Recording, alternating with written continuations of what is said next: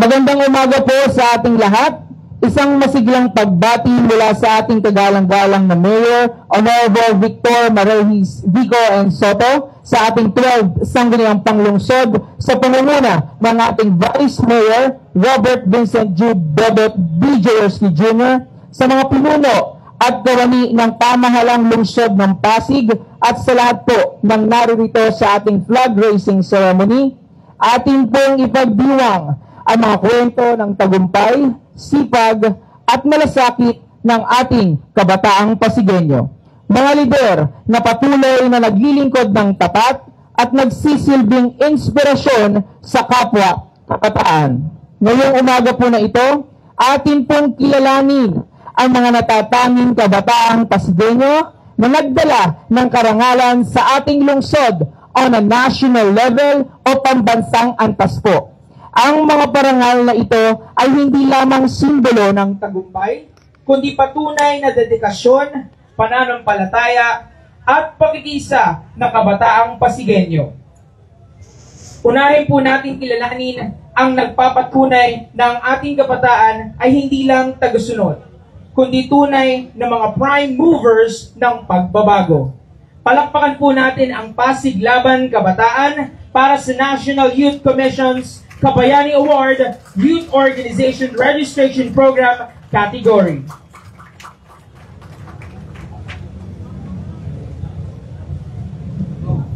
At syempre sa Youth Volunteer category naman ng National Youth Commission Kabayani Awards, isang kabataang Pasigueño ang nag-ambag ng talento at puso para sa bayan. Naglilingkod para sa komunidad. Palakpakan po natin si Harvey Ganotisi. Bigyan din natin ng masigabong palakpakan si Mr. John Paul Gabito, ORC Funding Philippine Delegate mula sa Junior Political Economists Guild of PUP Manila, na itinanghal bilang second runner-up business pitch, Carbon Positive Regenerative Farming System noong November 23 to 28, 2025 sa bansang Thailand. Ngayon naman, kilalanin natin ang mga kabataang Pasigueño na nagdala ng karangalan sa larangan ng disaster resilience and preparedness. Ang Pinagbuhatan Emergency Response Team, kinilala noong International Day for Disaster Risk Reduction noong October 13, 2025 bilang 4th placer sa Youth Resiliency Relay at accredited by the Office of the Civil Defense bilang unang youth-led volunteer group sa DRR sa buong bansa. Isang solid flex ng kabataang Pasigueño para sa kaligtasan at kahandaan. Batiin din natin ang positibong Pasigueño sa kanilang programang Esquiva na kinilala at pinangaran ng Youth SDG o Sustainable Development Goals Impact Awards 2025 bilang Catalyst Awardee, Overall Champion, Most Outstanding and Transformative Localized SDG Implementation. Second place as Innovators Award for Innovation and Creativity at second place din sa Synergy Award for Partnership and Collaboration na ginanap sa Legazpi City, Albay, at Most Outstanding Organization for the People sa nagdaang United Nations Sustainable Development Goals Youth Convergence na ginanap sa Puerto Princesa City, Palawan. At hindi lang yan, dahil ang Pasig City Youth Development Council o ang PCYDC na ginawaran bilang Outstanding Local Youth Development Council ng National Youth Commission sa ginanap na PYDP o Philippine Youth Development Plan Kabayani Festival 2025 sa Banglao, Bohol. Isang makasaysayang pagkilala sa masigasig na pagpapatupad ng mga programa at pulisiya para sa kabataan at walang sawang pagsusulong ng mga meaningful youth participation sa pamamahala. Isa namang malakas na palakpakan po para sa ating Pasig City Youth Development Council at ating mga awardees for today. Ngayon naman, para sa ating natatanging Sangguniang Kabataan, atin naman pong bigyang pugay ang Sangguniang Kabataan ng Santa Cruz sa pamumuno ni Honorable Chairperson Micaela L. Soriano, na kinilala bilang national finalist sa Outstanding SK Council category sa Philippine Sangguniang Kabataan Awards 2025 sa Novotel Araneta City, Cubao. Isang parangal na nagpapakita ng sipag, katapatan at malasakit ng mga kabataang leader na tunay na may puso para sa kanilang barangay. Ang SK Santa Cruz ay patunay na hindi alintana ang liit ng barangay upang maghatid ng malaking pagbabago. Muli, palakpakan po natin ang SK Santa Cruz. Ngayon naman, ating ipagdiwang din ang tagumpay ng Sangguniang Kabataan ng Pinagbuhatan sa pangunguna ni Honorable Chairperson Kale P. Costillas na ginawaran bilang isa sa mga pinakamahusay o most outstanding SK Council sa buong Pilipinas sa ikalawang pagkakataon. Ang kanilang mga proyekto at inisyatibo ay nagsilbing tulay upang mas mapalakas ang partisipasyon ng kabataan sa barangay Pinagbuhatan. Sa bawat hakbang, kanilang pinatunayan na ang tunay na liderato ay serbisyo at hindi posisyon. Isang masigabong palakpakan naman po para sa SK Pinagbuhatan. At bilang huling parangal, buong puso nating ipinagmamalaki ang Pasig SK Federasyon sa pamumuno ni Honorable Kale P. Costillas, kasama ng buong Federasyon ng Sangguniang Kabataan, kinilala bilang isa sa mga pinakamahusay na SK Federation sa buong Pilipinas sa ikalawang sunod na taon. Isang prestigiyosong parangal mula sa Philippine Sangguniang Kabataan Awards, hatid din ng Positive Youth Development Network at National Youth Commission na kumakatawan sa sama-samang lakas, dedikasyon at malasakit ng bawat isa.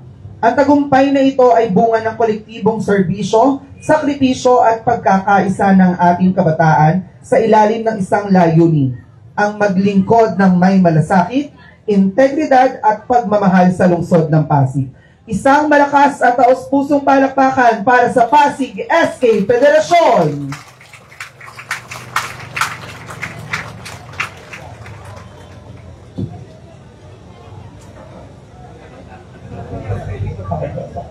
Bilang bahagi po ng SK Federasyon ng Lungsod ng Pasig, kami po ay lubos na nagpapasalamat sa pamahalaan ng Lungsod ng Pasig sa pangunguna ng ating butihing Mayor Vico Sotto at sa lahat ng tanggapan na patuloy na sumusuporta sa mga inisyatiba ng kabataan. Maraming salamat din po sa ating Pasig City Youth Development Office sa paggabay sa ating mga kabataan. Ang mga parangal na ito ay hindi lamang tagumpay ng iilan, ito ay tagumpay nating lahat. Kami po ay patuloy na maglilingkod ng tapat, bukas sa pagbabago at handang itaas ang antas ng pamumuno ng kabataang Pasigueño. Muli, maraming salamat po at mabuhay ang kabataang Pasigueño. Wait po, there's more.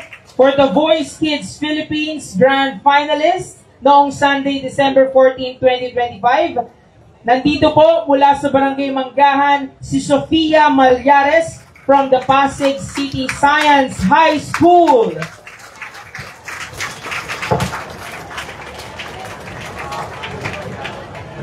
Okay, so ang ang laban po ni Miss Sofia ay ngayong Sunday, December 14, 2025. Maaari po natin siyang suportahan at muli, palakpakan po natin si Miss Sofia Malyares.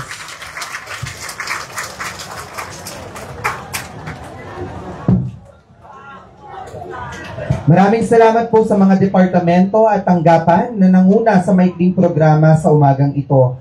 Mula sa opisina ng Pasig SK Federasyon, ako po si Dave Cruz. Maraming salamat din po sa ating Pasig City Symphonic Band at Cultural Affairs and Tourism Office. Ako naman po si Hans Darrell Riodica mula sa Pasig SK Federation Office. Kami po ang naging guro sa palatuntunan ngayong umaga. Maraming salamat po. Sa pagkakataon pong ito, pakinggan po natin ang mensahe ng ating punong lungsod ng Pasig. Mga kasama, palakpakan po natin, Mayor Vico Sotto! Parang mag-rehearse kayo. Magandang umaga po sa ating lahat, Vice Mayor Dodot and City Council, sa ating mga kawani ng nasyonal at lokal na pamahalaan. Siyempre sa ating host ngayong umaga, ang ating SK Federation Office sa pamumunan ni Chairperson, President, Councilor Phil Casey Custillas, at binabati po natin ulit ang ating mga leader at volunteer na kabataan na nabigyan ng parangal, iba't ibang parangal. Congratulations po ulit sa ating mga kabataan. Nasaan na po kayo? Ayun, ito pala. Hala ko nasa gilid, nandiyan na pala kayo sa gitna. Congratulations. Ang dami nating mga grupo, pati SK at individual na kabataan na talagang kinikilala dito sa Pasig at maging nationwide. Keep up the good work. Kay Sofia, na isang estudyante ng ating Pasig City Science High School, congratulations na rin dahil ang layo na ng ating mo, pero sigurado malayo pa ang mararating mo. Congratulations in advance. Good luck sa darating na finals sa The Boys. Buong suporta namin sa iyo.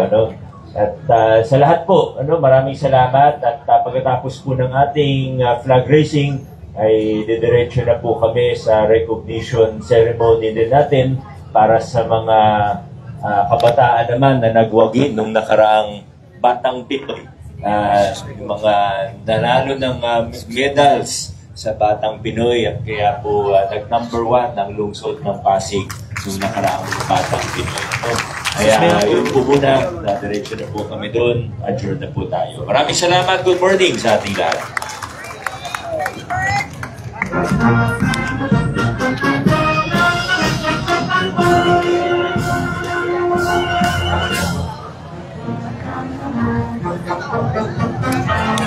At hanggang dyan, yung latest dito sa Temporary City Hall. Ako si Monching para sa latest ng Ayos Pasig. Balita, buhay, Pasigueño.